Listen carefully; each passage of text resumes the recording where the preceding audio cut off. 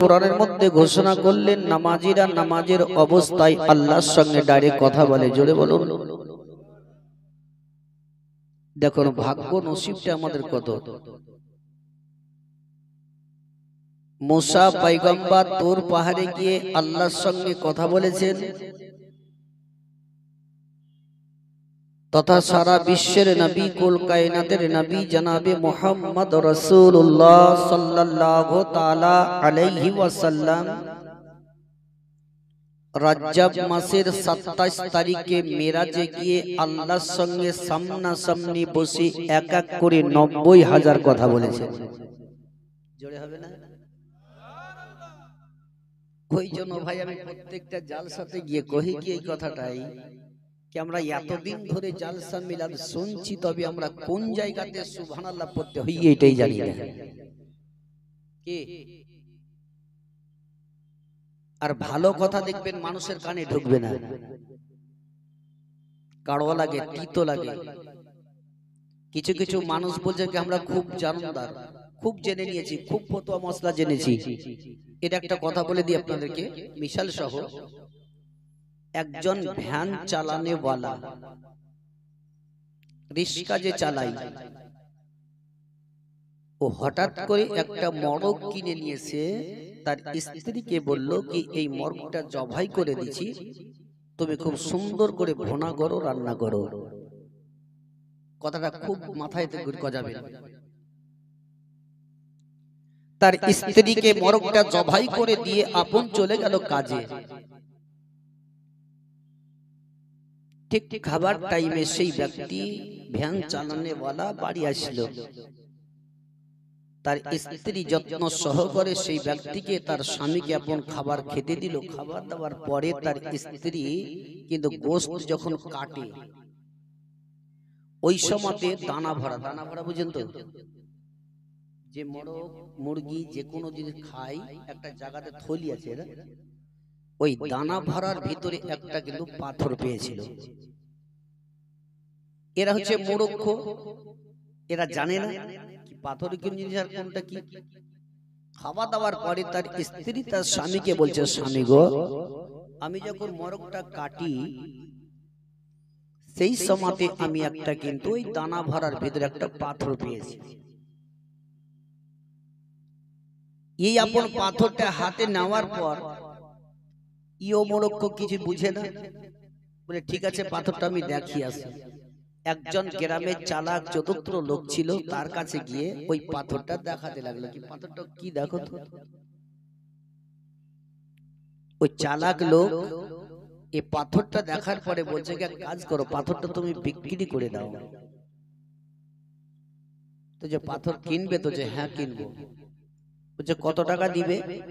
বলে 1000 টাকা তোমাকে দিছি, পাথরটা বিক্রি করে দাও। ওই লোকটা ভাবলো কি আমি 250 টাকাতে একটা মরগ কিনে নিয়েছি, একে রান্না করে খেলাম, ফের আবার এই পাথরটা বিক্রি করাতে 1000 টাকা, তার মানে আমার 250 টাকা মাইনাস দেওয়ার পরে 750 টাকা লাভ। এই গরিবী লোক এই 1000 টাকায় বিক্রি দিয়ে চলে আসলো।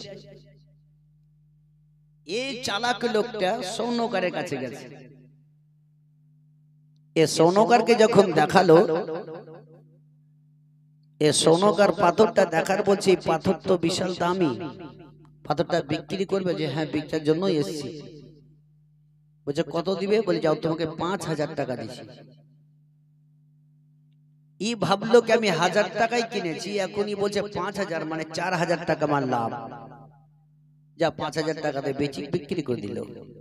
এ সোনারি আসল জায়গাতে যখন পাথরটা নিয়ে গেল, ওই পাথরটার দাম হলো 50,000 টাকা। কত হলো? 50,000 টাকা। ওই জন্যই কথাতে কথাই বলে, চিনলো যারে কিনলো তারে।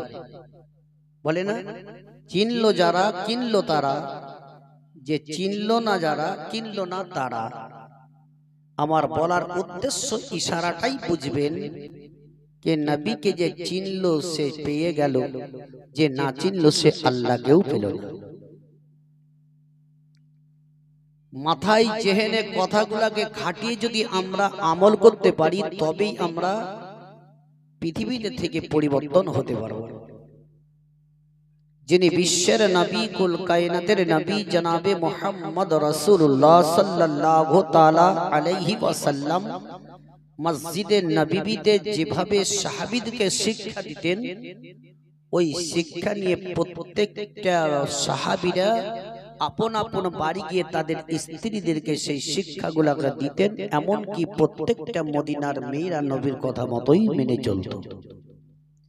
আজও পৃথিবী দুনিয়াতে হাদিস ও কোরআনের প্রকাশ্য হয়, কিন্তু আমরা শুনে যাওয়ার পরে আমরা বাড়িতে বসে আলোচনা কোনোদিন করি না। করি ভাই? যদি আলোচনাটা করতাম তবে আমাদের এই দুর্দশাটা হতো না। একদিন বিশ্বের নবীজি আমার রাস্তা ধরে হেঁটে হেঁটে চলে যাচ্ছেন। এমন সময় দেখা গেল একটা ইহুদির বাচ্চা দূরে একটা পুটুলি তৈরি করে নিয়ে দাঁড়িয়ে আছে। ওই সমাজে আল্লাহর নবী দয়ার মুস্তাফা সাল্লাল্লাহু তাআলা আলাইহি ওয়াসাল্লাম অন্য রাস্তাতে না গিয়ে এবার ওই ইহুদির বাচ্চাকে দেখার পরে নবী আমার ওই ইহুদির বাচ্চার দিকে টুক টুক টুক টুক টুক টুক টুক টুক করে নবী আমার চলে গেলেন। দয়া নবী রাহমাতুল লিল আলামিন ওই ইহুদির বাচ্চার কাছে দাঁড়িয়ে গেলেন। ওই বাচ্চাটাকে বলতে আছেন, বলে বাচ্চা রে, তুমি এই জায়গাতে পুটুলি তৈরি করে নিয়ে তুমি দাঁড়িয়ে কেন আছো, কারণটা কি বলো? ওই বাচ্চাটা বলল, আমার এই পুটুলিটা যে আমি বেঁধে রেখেছি এটা বাড়ি নিয়ে যাওয়ার জন্য। নবী আমার বললেন, তোমার পুটুলি তোমার থেকেও বেশি ওজনদার, তবে তুমি নিয়ে যাবে কি করে? তবে একটা কাজ তুমি করো, এই পুটুলিটা তুমি আমার মাথার মধ্যে তুলে দাও, আমি পুটুলিটা তোমার বাড়ি পর্যন্ত পৌঁছে দিব। ওই বাচ্চাটা লোক নবী মুস্তাফার মুখের দিকে চেয়ে দেখতে লাগলো, কিন্তু বাচ্চাটা কোনোদিন বাবা এরকম লোক দেখেনি, এত সুন্দর লোক। ওই বিশ্বের নবীর আদর্শ দেখুন, নবী আমার নিজের মাথার উপরে পুটুলিটাকে তুলে নেওয়ার পরে বাচ্চাকে বলতে আছেন, বলে বাচ্চা তুমি আগে আগে চলো আর আমি তোমার পিছনে পিছনে চলে যাব। তোমার বাড়ি কোন জায়গায় তুমি আমাকে দেখিয়ে দিবে। বিশ্বের নবীর মুখের দিকে ওই বাচ্চাটা, ইহুদির বাচ্চা, বারবার নবীর দিকে দেখে, একবার আসমানের সূর্যের দিকে তাকিয়ে দেখে। ওই বাচ্চাটা কখনো নবী মুস্তাফার মুখের দিকে তাকিয়ে দেখতে আছে। এমন সময় ইহুদির বাচ্চা দেখল নবী মুস্তাফা যেই রাস্তা দিয়ে হেঁটে হেঁটে চলে যাচ্ছেন, আশপাশের গাছগুলা নবীকে ছায়া করতে করতে চলে। ইহুদির বাচ্চা আরো কি দেখে, দয়ার নবী মুস্তাফার মুখের দিকে তাকিয়ে তাকিয়ে দেখতে দেখতে এমন সমাজে দেখা গেল ওই বাচ্চাটা বলতেছে, আমি কসম খেয়ে বলতে পারি এহানো এই সূর্য থেকে এত সৌন্দর্য লোক চেহারাওয়ালা আমি আজও পর্যন্ত কোনোদিন দেখতে পাইনি। ওই বাচ্চা নবী মুস্তাফার দিকে দেখতেছিল। আরো কি দেখে, দয়ার নবী আমার যে রাস্তা দিয়ে গুড়ি গুড়ি পায়ে পায়ে করে হেঁটে হেঁটে চলে যান, দয়ার নবী মুস্তাফা আমার রাস্তায় চলতেছেন, ছোট ছোট পাথর গোলা দয়ার নবী মুস্তাফার পদতলে কষ্ট লাগবে, ব্যথা লাগবে বলে এমনকি নবী যেই জায়গাতে পা দিতেন সঙ্গে সঙ্গে পাথরগুলা মমের মতো নরম হয়ে যেত। ওই ইহুদির বাচ্চা আরো বলে, নবী আমার যেই জায়গা দিয়ে হেঁটে হেঁটে চলে ওই সমাজে ওই মাটি থেকে ঘাস পর্যন্ত উৎপন্ন হয়ে যায়। দয়ার নবী মুস্তাফা আমার হেঁটে হেঁটে চলে যাচ্ছে। আল্লাহর নবী দয়ার মুস্তাফা আমার ওই বাচ্চাটার দিক, বাচ্চাটা আপন নবীর দিকে দেখে।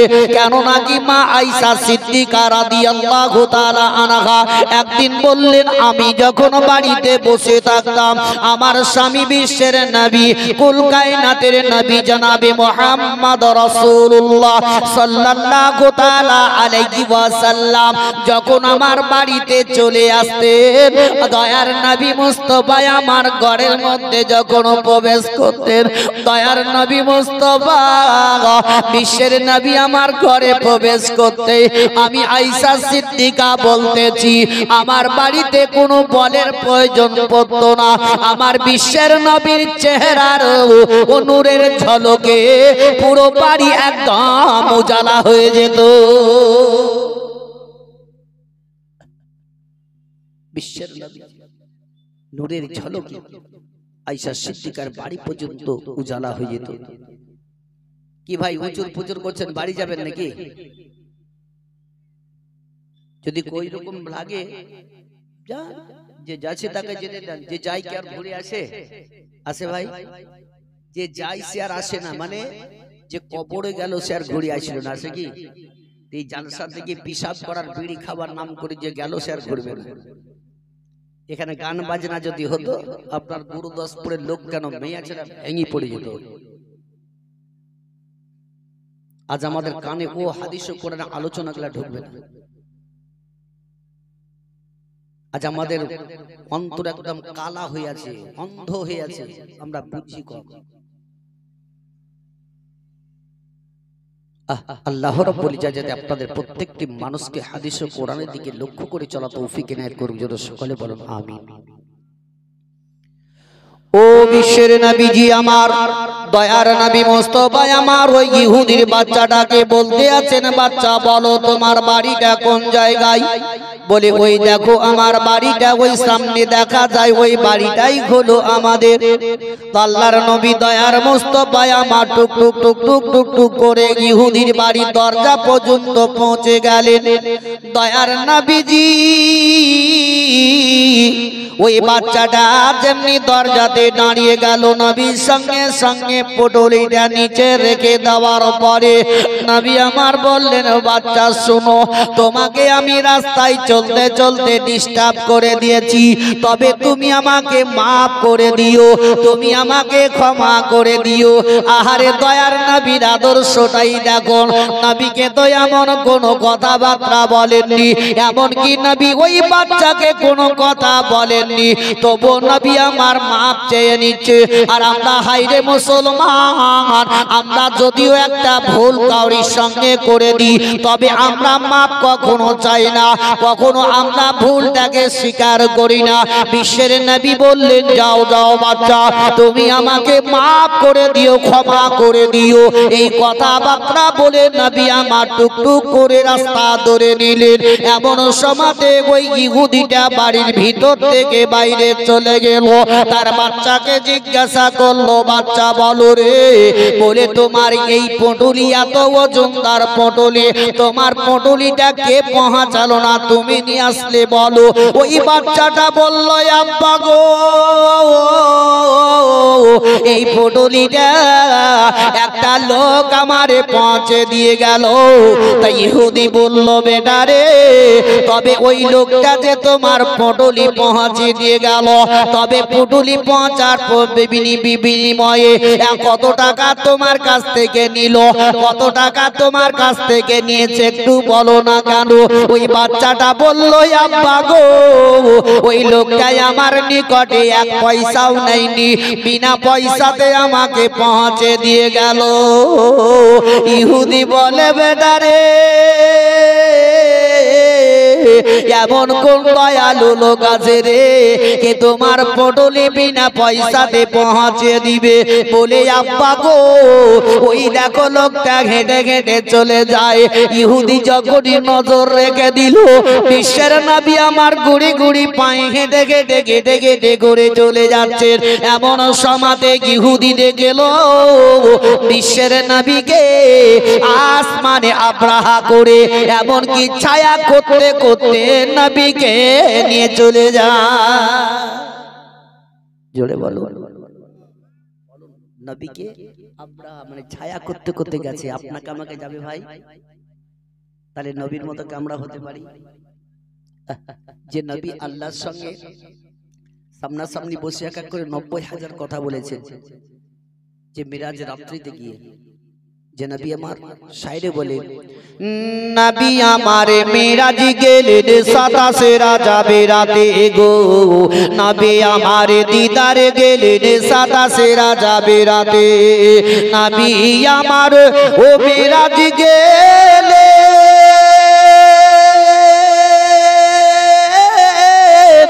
আরে 27 রাজা বেরাতে গো, আরে শত শত ফারিস্তারা দরুদ সালামে পড়ে গো, নবী আমার মিরাজ গেলেন 27 রাজা বেরাতে গো, নবী আমার দিদারে গেলেন 27 রাজা বেরাতে, নবী আমার শুয়ে আছে উম্মে হানির ঘরে গো, নবী আমার শুয়ে আছে উম্মে হানির ঘরে গো, জিবরাইল এসে নবীর পায়ে চুমো দিয়ে জাগাই গো, নবী আমার মিরাজ গেলেন 27 রাজা বেরাতে গো, নবী আমার দিদারে গেলেন 27 রাজা বেরাতে, নবী আমার ও জেগে উঠে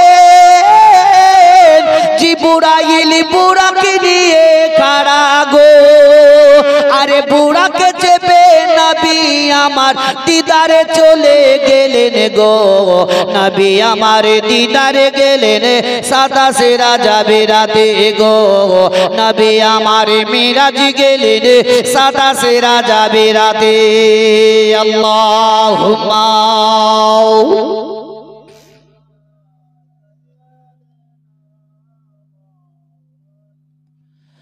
মুহাম্মাদ ওয়া আলা আলিহি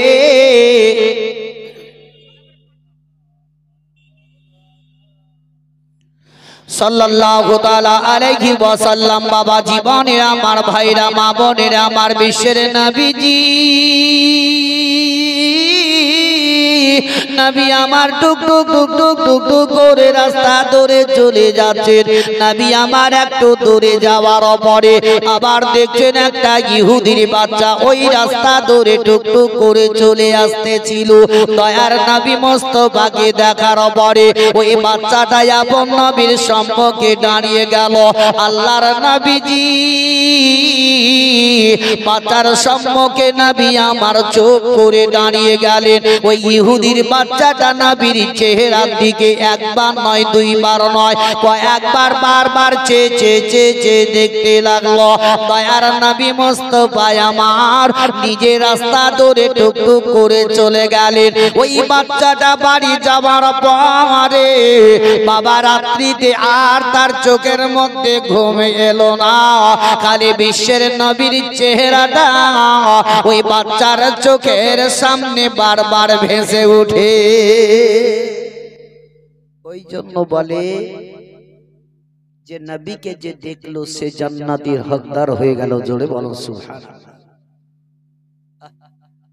ওই বাচ্চাটা সারা রাত ঘুমায় না, তার চোখের সামনে খালি বিশ্বের নবীর চেহারাটা ভেসে ভেসে উঠে, একবার মহব্বতে বলেন জোরে সুবহানাল্লাহ। ওই বাচ্চাটা মনে মনে চিন্তা করলো কি এই রাত্রিটা কতক্ষণে আপন শেষ হবে, আমি ওই লোকটার নিকটে চলে যাব, আবার আমি তার চেহারাটা দেখব। সকালে বেলাতে উঠে বাবা কাউকে কোনো কথাবার্তা না বলার পরে এমনকি বাচ্চাটা টুকটুক টুকটুক টুকটুক টুকটুক করে বিশ্বের নবীর দিকে রওনা হয়ে গেল। ওই বাচ্চাটা নবীর সম্মুখে গিয়ে চুপ করে বসে গেল, কিছুক্ষণ ধরে বাচ্চাটা নবীর চেহারা দেখার পরে আপন বাড়ির দিকে রওনা হয়ে গেল। এমনি করে কয়েকদিন চলে যাওয়ার পরে ওই বাচ্চাটার দিলের মধ্যে নবী মুস্তাফার মহব্বত আস্তে আস্তে জমতে লেগে গেল। একদিন হঠাৎ করে বাচ্চাটা গিয়ে বলে, ওগো আল্লাহর নবী গো, আপনি আমাকে কলমাটা পড়িয়ে দিন, আমি ইসলাম গ্রহণ করব। সঙ্গে সঙ্গে নবী আমার কলমা পড়িয়ে দিলেন, জোরে জোরে বলেন লা ইলাহা যত লোক আছেন জোরে বলুন লা ইলাহা ও লা ইলাহা লা ইলাহা ইল্লাল্লাহু মুহাম্মাদুর রাসূলুল্লাহ সাল্লাল্লাহু তাআলা আলাইহি ওয়াসাল্লাম বাচ্চাটাকে যেমনি কলমাটি পড়িয়ে দিলেন ওই বাচ্চাটা আপন বাবা টুকটুক করে বাড়ির দিকে রওনা হয়ে গেল কিন্তু ইহুদি এমন কি জানতে পেরে গেল বলে আমার বেটা কই আজকে মুসলমানদের সরদার যার নাম হলো মুহাম্মদ যে জাদু করে রে ওই লোকটার সঙ্গে রোজানা আমার বেটা দেখা সাক্ষাৎ করতে চলে যায় তাকে যদি আমি নিষিদ্ধ না করি রে যদি মানাটাই আমি না করে দিই তবে আমার বেটা হয়তো কলমা পড়ে নিবে ইসলাম কবুল করে নিবে আর বুত পূজারি করতে যাবে না আমাদের ঈশ্বরগণকে কখনো আর ভগবান বলে ডাকবে না তার নিকটে যাবে না রে ইহুদি আপন বাবা তার বাচ্চাটাকে তাকে ধরে নিয়ে বলল বলে বেটা শোনো রে যে মুসলমানদের সরদার যার নাম হলো মুহাম্মদ ওই লোকটার নিকটে তুই রোজানা চলে যাও তবে বেটাই আমি একটি কথা তোরে আমি বলবো বলে কথা হলো এটাই বলে তুমি যে রোজানা চলে যাও তবে ওই লোকটার কাছে যাওয়াটা তুমি বন্ধ করে দাও নচেত তোমার দুইটা পায় আমি কেটে দিব তুমি আর হেঁটে হেঁটে হেঁটে হেঁটে তার নিকটে যেতে পারবে না ওই বাচ্চাটা আপন শোনার পরে এমনকি ঘরের মধ্যে গিয়ে বাচ্চাটা কাঁদতে লাগলো বাচ্চাটার দুই চোখ দিয়ে পানি পড়তে লেগে গেল বাচ্চাটা আর স্থির ভাবে থামতে পারে নাই ওই বাচ্চাটা বলে আল্লাহ গো আমার নবী মুস্তাফার দরবারে যাওয়ার কারণে আমার আব্বা যদি পা দুটো কেটে নেয় তবু আল্লাহ গো আমি জমিনটাকে ঘিস্তিতে গিয়ে আমার বিশ্বের নবীকে দেখা করে আসবো একটু জোরে বলো কি ভাই এদিকে ওয়ার নবী গো কেন গেলেন দুনিয়া ছাড়িয়া দয়াল রাসূল গো মদিনাতে আছেন ও জাগিয়া ও নবী তোমার নামে মালা গেতে আমরা বেড়াই ধরিয়া আছেন জাগিয়া দয়ার নবী গো কেন গেলেন দুনিয়া ছাড়িয়া এক দিবসের একটি বুড়ি কাঠুরি নিয়া কান্দে বসি দয়ার নবী বুড়ির কাঠুরি দিলেন পৌঁছায়া আছেন জাগিয়া দয়ার নবী গো কেন গেলেন দুনিয়া ছাড়িয়া আল্লাহুম্মা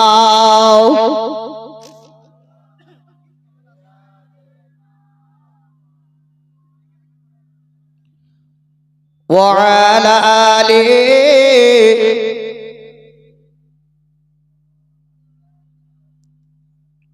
সাল্লাল্লাহু তাআলা আলাইহি ওয়াসাল্লাম।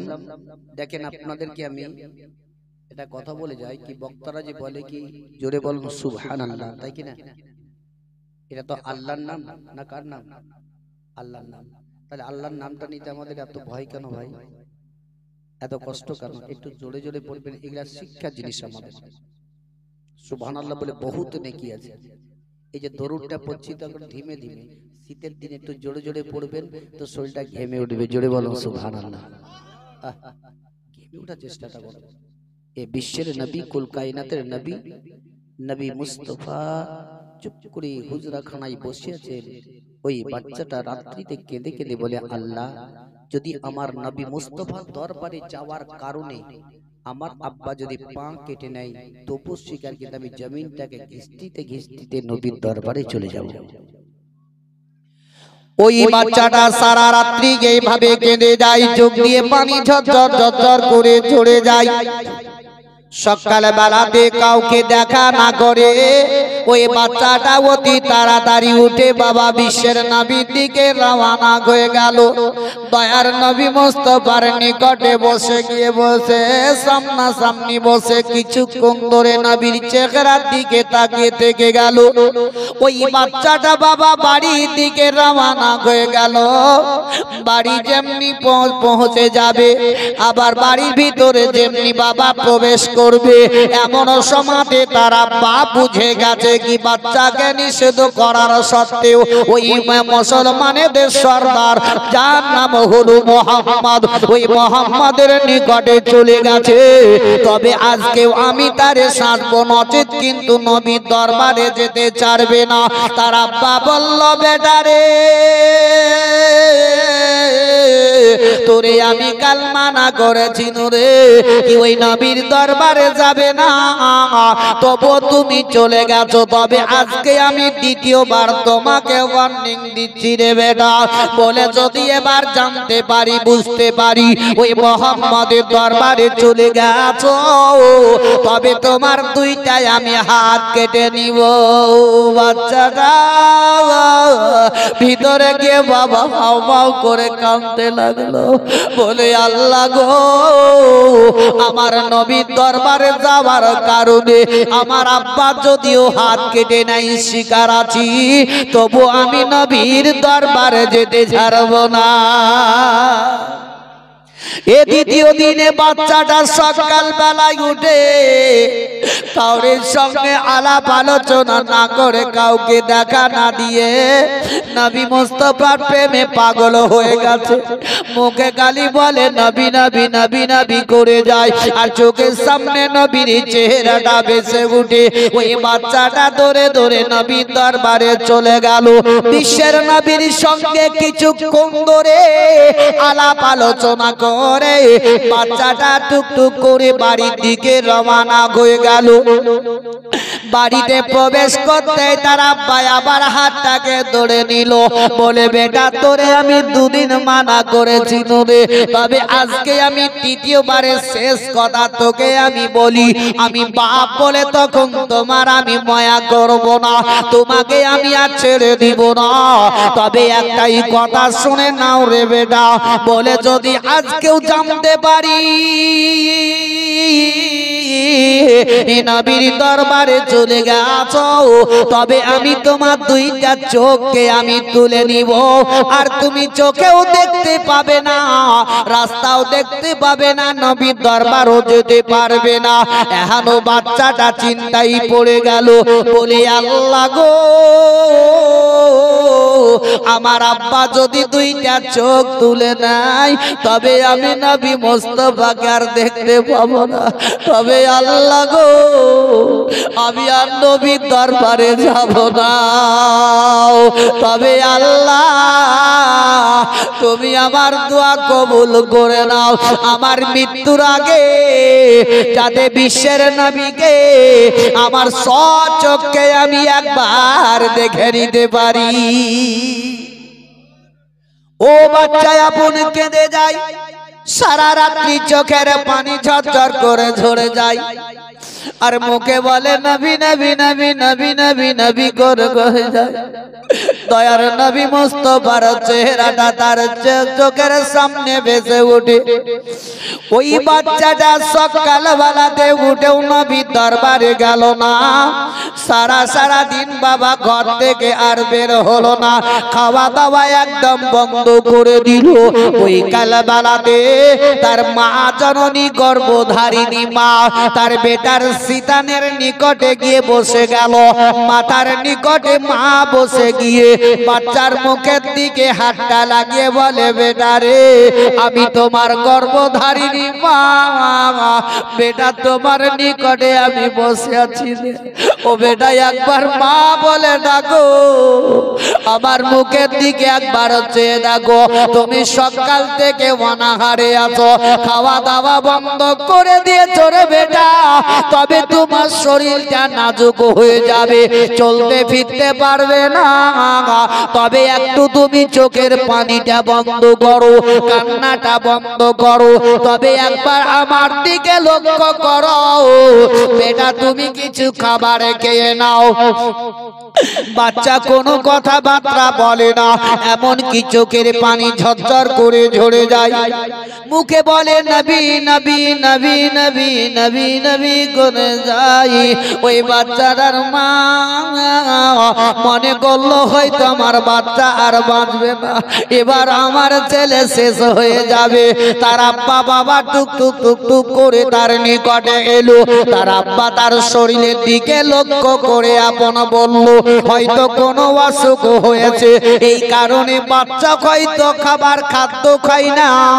তার আব্বা আপন কি করলো কি তারে ঘাড়ে ফেলে নিয়ে টুকটুক করে ডাক্তারের নিকটে চলে গেল।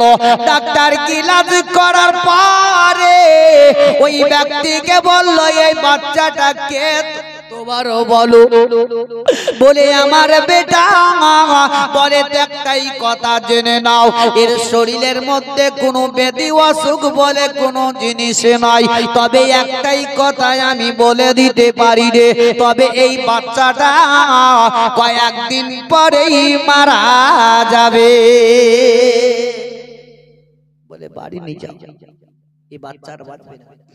বলুন তো ডাক্তারে বহুত রোগীকে বলে না, বলে না, বলে দেয় কি 4 দিন 5 দিন 10 দিন 1 মাস 2 মাস আর এর আয়ু শেষ হয়ে যাবে। এই মুসলমান যদি কাউরির মার এই অসুখের কথা বলে দেয় কি 3 দিন আর থাকবে তারপরে মারা যাবে, এই শোনার পরে পরে আপন কি সেই আত্মীয় স্বজনেরা বাড়ির লোকেরা ওই মেয়েটির দিকে তাকিয়ে কখনো সহ্য করতে পারবে? এই কথার দিকে ধ্যান দেন। তবে আপনারা বলুন, ওই বাড়ির আত্মীয় স্বজনেরা মায়ের মুখের দিকে তাকিয়ে তারা থাকতে পারবে? ওই সমাজে বাচ্চাটাকে আপন বাবা তার আব্বা ঘাড়ের মধ্যে ফেলে নিয়ে টুকটুক করে বাড়িতে চলে এলো। আর বাড়িতে আসার পরে বাচ্চাটাকে বিছানার মধ্যে শুয়ে দিয়ে মা একদিকে কান্না করে, বাপ একদিকে কান্না করে, ভাই বোনেরা কান্না করে, আত্মীয় স্বজনেরা কান্না করে গিরে গিরে। এমনকি ওই বাচ্চাটার বাপ মনে মনে চিন্তা করলো, এর শরীরে তো কোনো অসুখ নাই, তবে একটাই কি মারা যাবে এটা বলে দিয়েছে, তবে আমার মনে গাওয়া দিচ্ছে রে, যে মুসলমানদের সর্দার যার নাম হলো মোহাম্মদ বলে প্রকাশ্য করে, ওই তার দরবারে না যেতে দেওয়ার কারণে হয়তো আমার বেটার শরীর এরকম নাজুক হয়ে গেছে, তবে একবার ওই নবীর কাছে আমার বাচ্চাটাকে নিয়ে চলে যাই। বাচ্চাটাকে ঘাড়ে ফেলে নিয়ে টুকটুক করে তার আব্বা বাবা চলে গেল বিশ্বের নবীর দিকে। আর দয়ার নবী মুস্তাফার সম্মুখে বাচ্চাটাকে যেমনি রেখে দিল, ওই বাচ্চাটা নবী মুস্তাফাকে